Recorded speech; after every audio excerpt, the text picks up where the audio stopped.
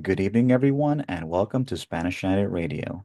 Tonight we have a very special guest. Would you be kind enough to introduce yourself to the audience, please? Kia ora. Hello, my name is Rawiri Toia, and I'm from Aotearoa, New Zealand, in the lower Pacific. Awesome. One, thank you for being on the show. Pleasure, it's a pleasure. Anyway, we had met on the Global Forum of Lena, which was entitled topic was what it means to be human. And it was a very interesting concept because right now, throughout the world, there is an issue of converting from fossil fuels to more greener energy. And one of the things we would like to ask in Spanish United is what incentives can government and corporations do to try to create more sustainable energy, but at the same time creating economic growth? So, what's your perspective on it? Yes, to give a bit of context for where we are in our location. So we are an island nation uh, in the southern hemisphere, south of the equator, and our current um, sort of energy is provided by a range of um, oil, which is shipped into the country, as well as coal. And we have recently within the past um, 15, 20 years, explored wind energy, the use of wind turbines. And prior to that, we used water. So as part of a series of dams along our major waterways, rivers, Hmm. and the hydroelectric that came from that. So that's the state of where we were and are currently. Alongside that, to give context from an Indigenous perspective, Hmm.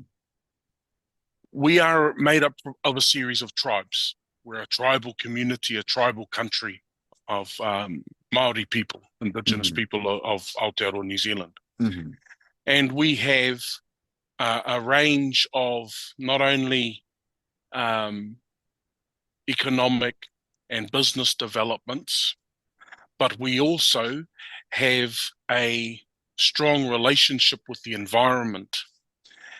And quite often, those um, those two realities often collide, because even within this notion of tribalism, we have some parts of the country and the tribes that um, are wanting to do more to revert and allow the environment to lead us in the way we engage with it.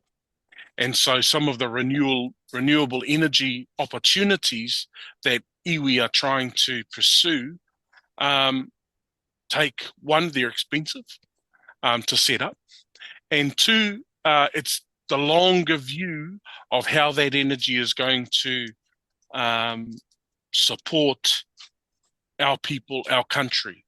Hmm. Now, that quite often does not sit well with the political nature of government and governing of New Zealand, that we operate on a 3-year election cycle. Hmm. So um, the governments of any, of the day, they're wanting to put in place a series of developments and initiatives that they feel are good economic decisions. Hmm. And quite often, and what we've been trying to say, and the Indigenous people have been trying to say, is that, well, you're here for 3 years. If you're lucky, you may get voted in for another 3 years. Our tribes and our people are here for the next 100, 500,000 years. And so we have a different perspective on how we are looking and engaging with the nature of renewable energy, with the nature of allowing for the environment to speak to us and for us to learn from that and for us to um, lower ourselves and be humble within the nature of how we work with the environment. And quite often that there's some conflict in that. There's Hmm. some conflict in that, in particular, with the political and economic drive from um, from governments. But Right. but we think that governments are short term. Governments are short term, and our people and our iwi are long term visionaries. Hmm. And so they're trying to build their financial capital and power to be able to push back on some of those decisions and to become um, self-determining in some space, not just Hmm. within energy, but also within education and housing and health. So Right. those are the sort of long-term visions that we're looking at in terms of the Indigenous people here in Aotearoa in New Zealand. Mm. Interesting because my foundation, Spanish United, we are a nonprofit organization, even though we focus primarily on civil rights for the Hispanic community in the United States. We also emphasize a lot on education. Like one of the things that we do in our workshops and when we do our events is that we try to encourage and educate Hispanics and investing in themselves. And primarily, education is a way that Hispanics can not only get themselves out of poverty, but at the same time, they could give back by reinvesting in the community. Because I feel that is very essential that when those give back to the community by providing investment, they could create so many opportunities for its people. And one of the issues that's facing many Hispanic countries in Latin America in this southern hemisphere from Mexico, the Caribbean, and South America is also the issue of the environment. Many of the native tribes that are in Latin America are being displaced by developers that want to exploit regions for resources. And then you have governments, particularly the right wing governments of Latin America, that they want to create capital, and that tends to cause friction between the local people. And then when the United States comes in, that's where it creates chaos. Like I have a book that I'm gonna be publishing soon that is called the Monroe Doctrine, Latin Americans and and the United States. Basically, it talks about more than 200 years of failed policy of the Monroe Doctrine, which is basically a manifesto that dictates that all of the Americas, from Canada to Argentina, is America's backyard, and primarily it was set up to keep European influence out. But the problem is that it's caused a lot of inequality and problems, and that's the reason why we have so much immigration that is coming across the southern border is because many of these people have been forced to leave from their homelands. So immigration, especially from Mm. Latin America, is a big issue. And again, that ties up with the environment. Like many Hispanics tend to be agricultural farmer people, but when you have criminal cartels and corporations that want to take people's lands and they don't want to compromise, it just creates disasters. So I really feel that when government and people and even corporations work together, they need to come up with solutions to try to prevent people from being displaced. because that is a major issue in Latin America is the environment and the issue of safety and creating more renewable energy within Mm. the region. I just jump in there. One of the unique things about New Zealand is in 1840 there was a treaty signed between the British and the Maori chiefs of the time. And that treaty was made up of three articles. Now, one part of that article was that the Maori chiefs agreed that the British were able to govern their own subjects because what was happening at the time, um, a number of British and external people from New Zealand were coming in and they were causing havoc. And so this treaty was signed so that they could look after their own Right. and that they would also um, provide what we're calling mana motuhake, which was the ultimate um, continued power relationship for Maori to be able to um, govern their own people, um, the land that they were using, all of these things part of the environment. So that was in 1840. We are still having huge debate around the what from a Maori perspective, from an Indigenous perspective, is the way the treaty has not been fulfilled by the government British, who are part of the Right. colonizers. And so that's happening right now. And we have a government, right-wing government, that is trying to change the nature of what was in that treaty that was written back then so that they are able to um, ultimately eliminate the nature of um, um, sovereignty and the power to determine their own outcomes Hmm. that was signed with this treaty. And they're saying that, well, things have happened so far, it's so long ago. They have a short memory. Politicians and governments have short memories. So it was Hmm. so short that they decide, oh, let's live in the now, and this is our current state, and so therefore we should all get along together. Now, one of the things I said in the conference was currently, right now, we are the Maori people are still in mourning because we have recently lost the head of the Kingitanga or the King movement, King Tuheitia.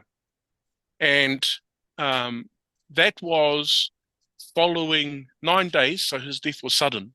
It was 9 days after celebrating, commemorating his 18th year as the reigning Māori sovereign. Hmm. And so one of the things that I spoke about that he was leading and was integral in was this nature of kotahitanga, or this nature of unity. And that stretched through the Pacific Rim and the Hmm. Pacific nations. And the idea of his um, simple and clear articulation of kotahitanga, of this unity, was that I don't have to give away, so the nature of tribes and the nature of people, I don't have to give up who I am and my language and my identity and my values in order to join with someone else who has similar values, outcomes, and also are in a similar context because we're all island nations. Hmm. And so we look for, and he encouraged us to look for, the reasons that we can coexist together. Now, that's different from quite often the way that a Western or Europeans see the nature of coming together, of oneness, and even to the nature of ownership. They see oneness as, oh, we want you to all be like us. Hmm. We want you to speak like us. We want you to dress like us. We want you to think like us. And so they did their best over the last almost 200 years to eradicate our language and our culture and put in place their own culture as to almost brainwash our people. Hmm. And so there was a question at that or a comment around from one of the members who asked the question at the conference, and that was about as Maori people in Pacific and Oceania, how interested are they in learning about um, the European and the British sort of idea of the world? And what I said then, and which is I'll Hmm. reinforce now, in our education, when I was growing up in school, we learned everything about Britain. We learned everything about the monarchs, the British monarchs, the wars that were happening in Europe. We learned about all of their the ways of how to be good Englanders. Hmm. We never learned about our own traditions. The place where we could learn about our own traditions were back in our homes, our small homes. And the governments of the time were trying to eradicate and stop that happening too. And so the nature of our historical information and stories were passed down through song, they were passed down through chanting, they were passed down through a range of incantations and the way that those things and the arts and that's how our history was passed down to us. Hmm. The governments were trying to wipe that out. Hmm. And so we are new. We are an emerging knowledge society in trying to reclaim who we are and our culture and our relationship, historical relationship with the environment Hmm. and learning what the trees tell us and what the wind and the mountains tell us around planting, around the nature of seasons. And we are learning to look to the lunar calendar, right? Rather Hmm. than following a northern hemisphere Gregorian sol calendar. Gregorian calendar, which means nothing to us. It means nothing to us because the whole Gregorian calendar is based around what's happening in the north. Hmm. And so we are starting to reclaim a lot of that knowledge. And to be honest, there are some people within our country that are challenged by that. And I suppose uh, if you were to ask the Maori people of Aotearoa, they would say, I don't care. This is who I am. This is my language. This is my culture. This is my value system. And this is the oneness that we are trying to bring together. Hmm. And if you imagine, um, there's a saying down here. Try to I'll try to keep it short. That if you if you look at a reed in the swamp, Hmm. just one of them is easy to break. Hmm. But if you bind them together, they are very hard to break. Hmm. And so the nature of bringing together the peoples, bringing together those communities throughout the Pacific and Oceania, and that is a force to be reckoned with by quite often a Westminster system of government Hmm. and the way that they govern. So, but I just wanted to drop that. Sure, I really appreciate it. Thanks. What I know about New Zealand and from what I have learned in school and university is that even though it is an oceanic country, New Zealand is pretty much like culturally like kind of like Australia in many ways. I really cannot distinguish between Australians and New Zealanders in terms of their accents. To me, they sound the same. They have similar flags. And I've always associated New Zealand with European people because the vast majority of Yeah, New Zealanders that's right. are European. And what's interesting about New Zealand is that unlike Australia, which the native people are Aborigines, the Yes, Maori people, they're related more to the Pacific Islanders, and they were yes, primarily a headhunting people before they were pacified that's right. decades ago. And also that New Zealand was one of the first countries in the world that became a social experiment that pretty much provided a egalitarian system, where Mm, social security, pensions, that's right. and living wages, and even the right to vote for women was actually done in New Zealand when it was still a British colony. So New Zealand is Yeah, actually yeah, one of is to me is a very progressive country. yeah. Then, in many sort of situations, it is. Um, and in many situations, it is. However, a lot of that has been, um,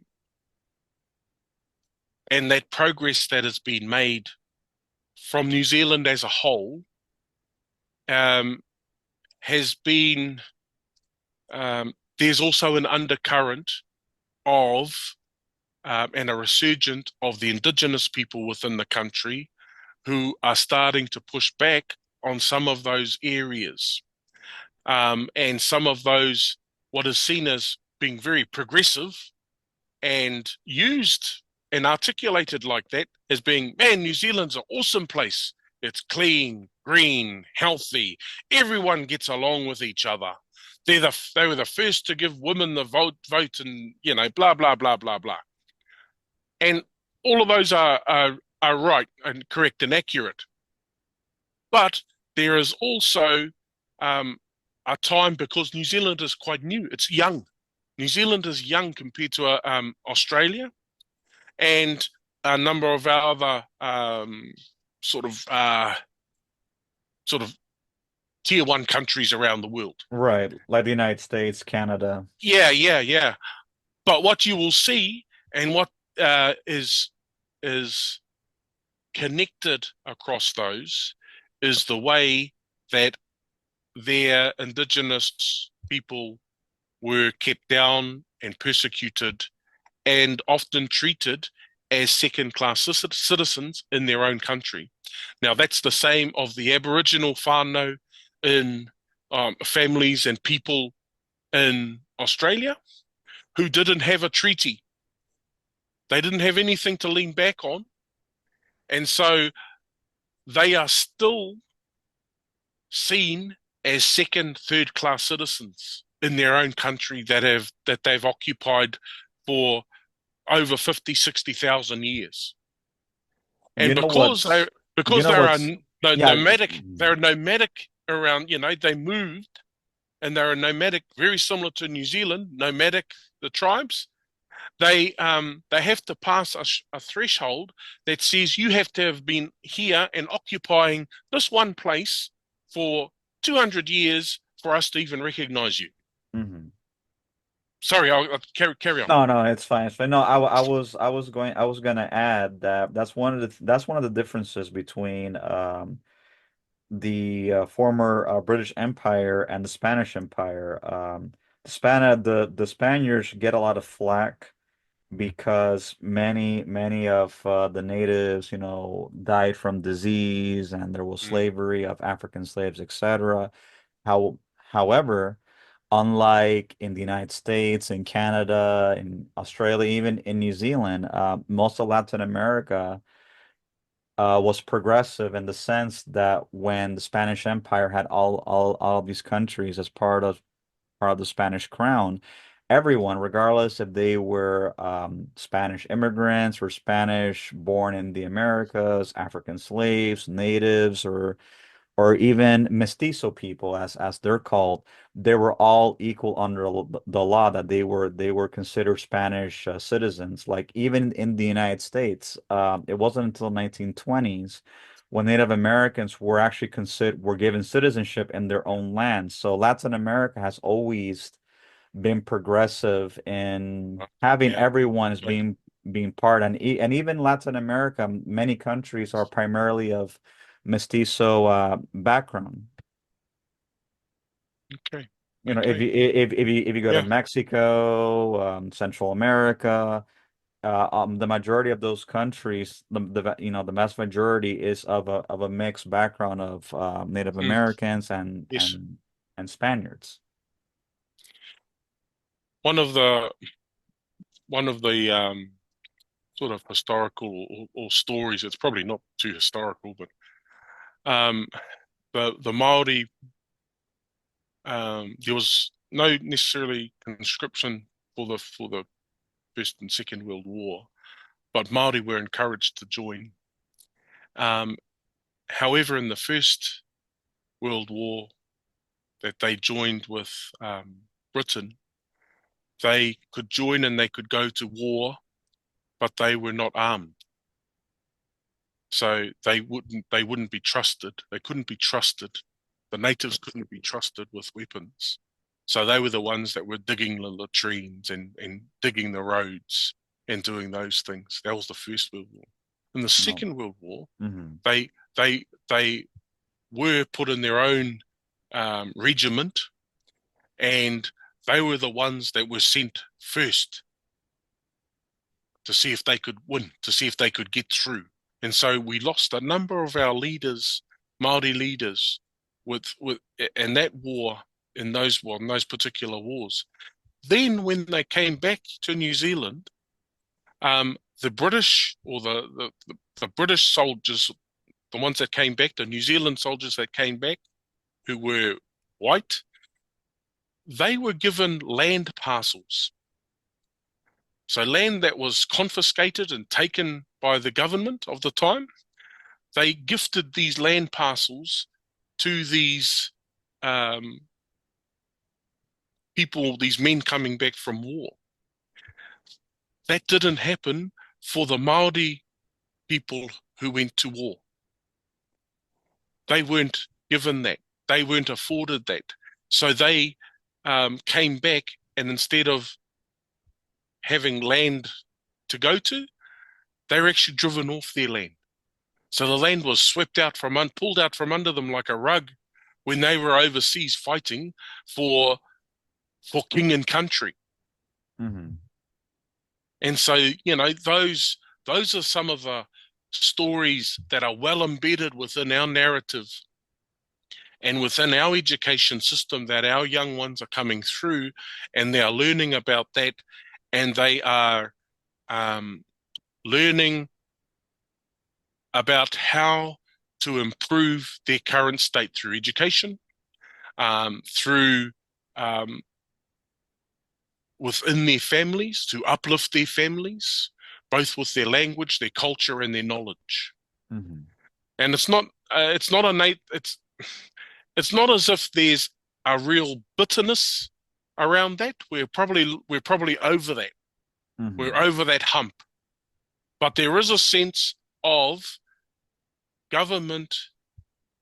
You need to acknowledge the damage that you have done to Maori and to the indigenous here, and they Hmm. haven't done that. The Hmm. government's progressive, they just haven't. It's too hard for them because they realise that if they do that, then they may have to go into some compensation, and that's not what they want to do. Yeah, similar here in the United States, like many Hispanics, particularly in the American Southwest, these territories were captured from Mexico during the Mm, Mexican-American War. yep. And many of these Mexican Americans, a lot of them were segregated, and many of them didn't have many rights. I myself, I'm Puerto Rican. Puerto Rico is the oldest colony in the world, and even though Puerto Ricans are U.S. citizens, Puerto Ricans are seen as second or third class citizens Yeah. Yeah. themselves, and many atrocities that the U.S. government has done to Puerto Rico, and there's continue to still do as this day. So I feel that as time goes by and people start to become more empowered and to speak on these issues like Spanish United, Mm, we are right now trying to lobby to get minority protection for Hispanic people because Hispanics in the United States were not considered a race, we're considered an ethnicity. yeah. Yep. Hispanic can be of any race, and we're trying to get minority protection so that we could be protected under civil rights law. Because right now, with the current state that's happening in our country, Hispanophobia and hate Yes. crimes against Yes. Hispanic people have Yes. increased by 200%. And that is a trend that is very alarming, and we Hmm. are trying to combat that to try to get local leaders, politicians, many people in the community to get involved because Hispanics have been here for more than 500 years. Yeah. Spanish is the oldest non-native language spoken in the Americas, Kia ora. even Yes. even even before English. So I feel that if the government of the United States recognizes a lot of things that they did, particularly to the Monroe Doctrine, they would also have to pay compensation to all of Latin America because the Yep. United States government has never seen Latin America as being equal. They've always Mm, seen them yep. to be dominated, to be exploited, and then That's right. they'll understand why left-wing movements form in Latin America. Like it's a reaction to through the imperialist capitalist Yeah. agenda That's right. that's been imposed on Latin America for a long time. So I I That's right. I Yeah. feel It's the nature of their government amnesia, correct. and they use it as a way to keep people down, and they use it in a way which undermines the nature of value and of race and of culture, Mhm. and it has to stop. It has to stop.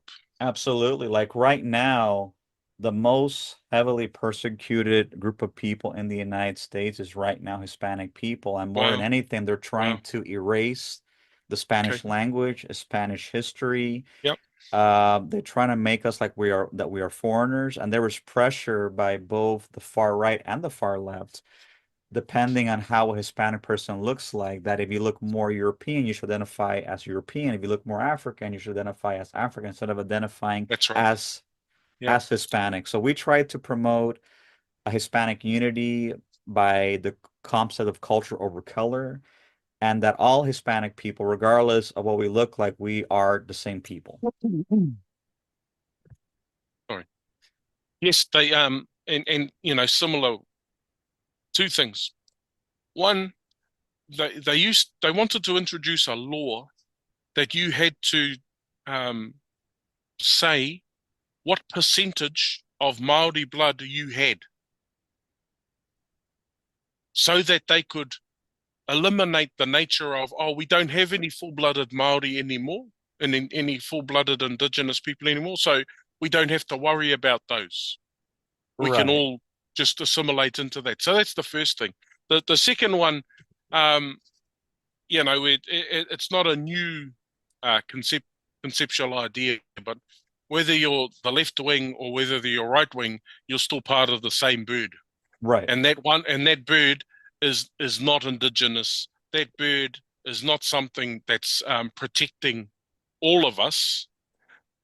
That's protecting that particular bird protects the current power regime to keep them in government and making Right. laws. Right. And the same thing is happening right here. Like a Yeah, month ago, I actually contacted the Attorney General's office of Texas and the governor of Texas because since there is a fear of Hispanics having more power, the yeah, Attorney General sent the FBI to raid the homes of Hispanic civil yeah, rights leaders on the pretense that they were getting illegal immigrants to vote, which is false information. It's not true. yeah. And No, that's right.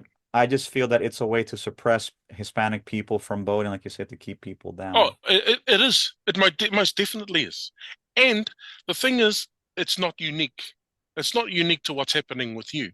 If you have a look at um, whether it's First Nations, whether it's the Aboriginal, whether it's Māori in New Zealand, whether it's our relations in the Pacific, it's the same thing. Hmm. It's the same thing. It's to keep it's to keep the commoners quiet. Hmm. Absolutely, 100%. Anyway, Rawi, we just come to the end of our time. I wanted to Kia tell ora. you, thank you so much for being on the show. I truly appreciate it. And for everyone on your side, Spanish United is on all social media platforms. We are on Spanish United, Facebook, Twitter, Instagram, YouTube. And for those that want to reach out to us, we are definitely here to help, to answer questions. And if anyone wants to donate, we accept donations from anyone. You don't have to, but anything that you give is appreciated. It helps to help Hispanic people in the community, help them feel more empowered. So as soon as I am finished here, I will send you the link and you could share with all of your compatriots in New Zealand.